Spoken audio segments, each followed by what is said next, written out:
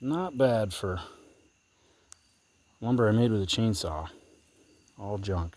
Junk logs, couldn't even give them away. They're stuff that you would push up and burn. And here we are, about to have a little barn for these. Well, for now I'm going to put that freaking annoying boar in here. Well, here's what we have come up with for right now. A cattle panel with some little hinges right there. I just twist them and pull this open. So that's kind of the door, the gate. Backside's got, anchored permanently with, or semi-permanently with T-posts and stuff. And then they were 16-foot panels I didn't want to cut, so I just used 3 of them, came out to here and made a little enclosure for this hog. He's going to stay there till it's cold enough to put a 22 in him and get him in the freezer.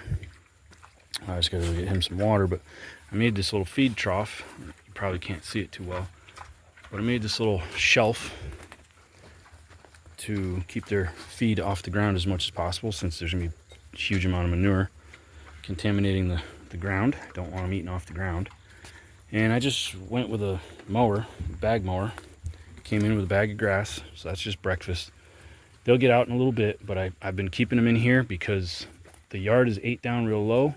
The whole yard, like all the grass in the yard, is contaminated, so there's pellets all over, and it's been rainy.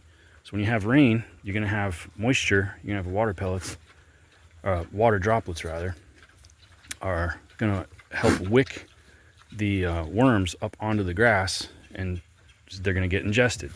So when you've got the grass 8 low and manure all over and warm rain, warm moisture, my dog barking at somebody walking next door, that's the time when you're going to have a problem with worms. So what I'm doing, I'm keeping them kind of locked up a little bit for a few days, let the sun dry out that moisture that we've had, bake those pellets, and let the grass kind of regenerate a little. This guy's just eating some roughage. He gets grain. The problem was keeping this guy with the sow over there. He's got the weight to boss her around. He's got 50 pounds on her, so he'll shove her out of the way and eat all her food. She needs to get maximum nutrition so that she can produce milk for them little 5 piglets, or else I'm gonna have trouble. And then this is just a tonneau cover for shade. So I just close this up right here. Just old tonneau cover, keeps the sun from beating down on him. He just lays in that cold mud right on the other side. The roof actually drips right into this pen. So I got an old scrap of pool for a shade cloth for the setting sun beating down into there, and then this is the morning sun.